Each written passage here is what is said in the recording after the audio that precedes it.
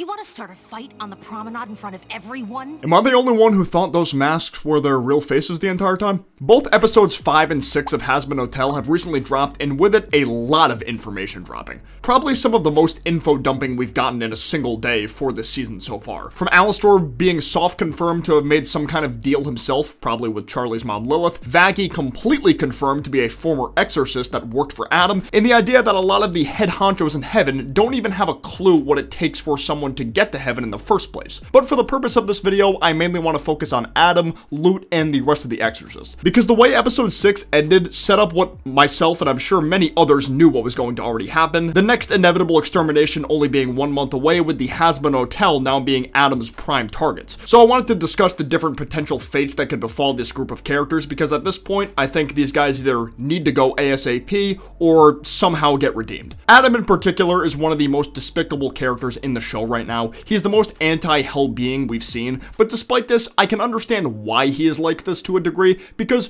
when you lay out all the cards on the table, Adam was supposed to be the king of humanity. It was essentially his destiny to, once who I assume to be God in this show's universe, brought him onto Earth's soil as the first man. Yet the sins of Lucifer, Lilith, and Eve prevented this, taking away everything he believed was rightfully his. So when death eventually befell him and he was granted access to heaven, he would do everything in his power to make sure hell stayed as horrible for the sinners living there as possible. Hence why he'd be completely against the idea of the Hazbin Hotel. He doesn't believe there was any good in the people who derived from the ones who took away his paradise in the living world. So he would go on to become the leader of heaven's exorcists and go down to hell once a year to slaughter as many sinners as possible, which was something that took place under the guise of controlling the overpopulation problem in hell, when in actuality, the exorcists just treated it all like one big game, killing people that they truly believed in their hearts deserved to be killed to make the afterlife a better place, not shying away from attacking and deserting their own kind if they showed any kind of hesitation on destroying sinners. On top of the interesting twist revealed in episode 6, where Sarah the Seraphim, an angel ranked even higher than Adam, indirectly told the audience that the majority of heaven is completely unaware these yearly exterminations even begin.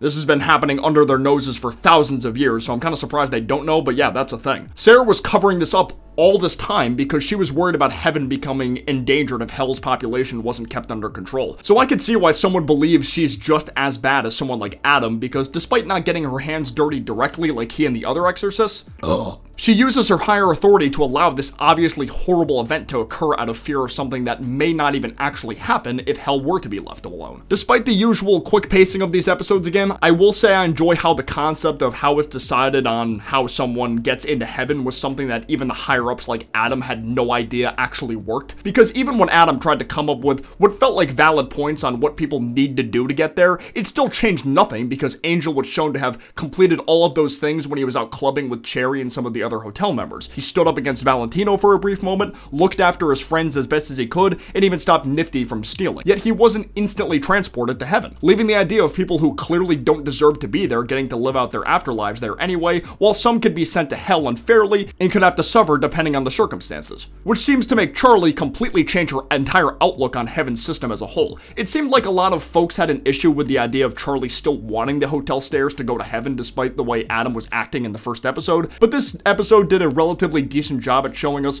what seems to be the real big picture here. Both heaven and hell have their upsides and downsides. Even another angel in particular named Emily, who works directly alongside Sarah, started to completely question heaven's entire system. She couldn't stand the idea of the extermination and pretty much sided with Charlie entirely on the issue between these two realms at odds. It wouldn't surprise me at all if she ends up in hell at some point as a mainstay in the Hazbin Hotel, yet is happier there than she was in heaven. Or the show could decide to keep her in heaven as a way to help her reform some of the broken systems in place there, serving as heaven's own Charlie, if that makes sense. But despite Emily's newfound respect for hell, it didn't stop Sarah, Adam, and Lute from denying the idea of the Hazbin Hotel working as a legitimate way to redeem sinners, meaning our main characters are going to have to fend off these guys directly. You better save the date, because we're coming to your hotel first. What? No, you can't! So to finally get to the actual title of the video, just how are these guys going to be dealt with? Well, I have a few ideas at the moment. The first is these two just straight up die. While this does sort of go against the entire idea of the show's message of no matter how bad someone has sinned, it's still possible for them to become a better person if they are willing to take the steps to do so. Yet, I could see the show making a bit of an exception to this rule for Adam and Lute, because let's face it, these two seem rotten to the core and serve as the season's main antagonists. Part of me thinks the idea of these two ever having a change of heart is near impossible, so they might just decide to kill them off. Option 2 is Adam and Lute are forced to stay in hell by the end of the finale, specifically at the Hazbin Hotel to work on their own issues. Personally, I think the coolest way to do this would be through Emily. Emily could be used as a deus ex machina of sorts, where she sees the noble teamwork of all the sinners in hell working in tandem to defend their homes and lives, so as punishment, not only would the Exorcist group be disbanded altogether, but in turn leave Adam and Lute with no proper position in heaven. This possibility would of course line up with the idea of everyone, even someone like Adam, having some kind of chance at redemption, which could lead to some interesting plot lines for future seasons if they decide to go in that direction and serve as an outlet for Adam and perhaps Lute to still have some kind of relevance in the overall series. Whereas completely getting rid of them could be viewed as an easy way out in a show that's all about redemption. One example of this could be Adam and Lute somehow hashing it out with Vaggie. I'd argue Vaggie holds just as much, if not more, animosity towards those two as Charlie does. So if those three could somehow manage to work out their differences, then the Hazbin Hotel really can make miracles happen. It'd be extremely impressive if they managed to redeem Adam and not have it feel forced or too quick. Not going to hold out too much hope in the too quick aspect though, but we'll see.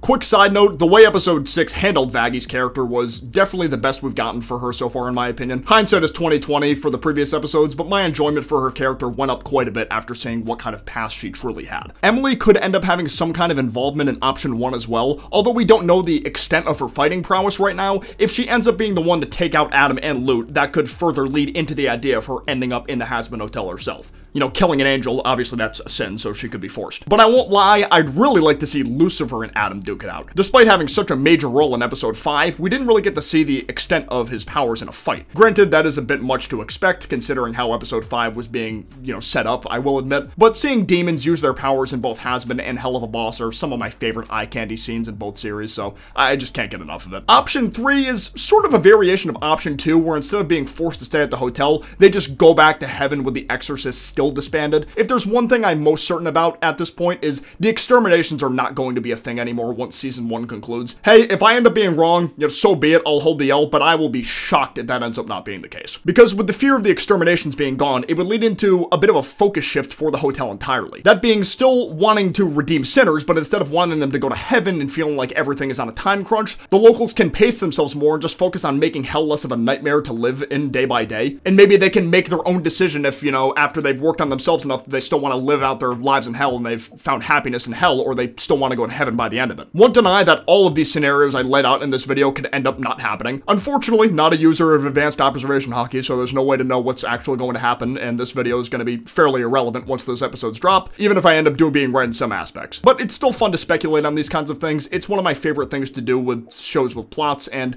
intentional world-building aspects. Let me know in the comments below what you think the fates of Adam, Lute, and the rest of the Exorcists will be by the end of the season, or what you hope will happen to them. I would love to know your thoughts. Of course, if you enjoyed the video, be sure to leave a like down below and subscribe for more content like this in the future. But for now, I will see you guys next time. Peace out, take care, bye-bye.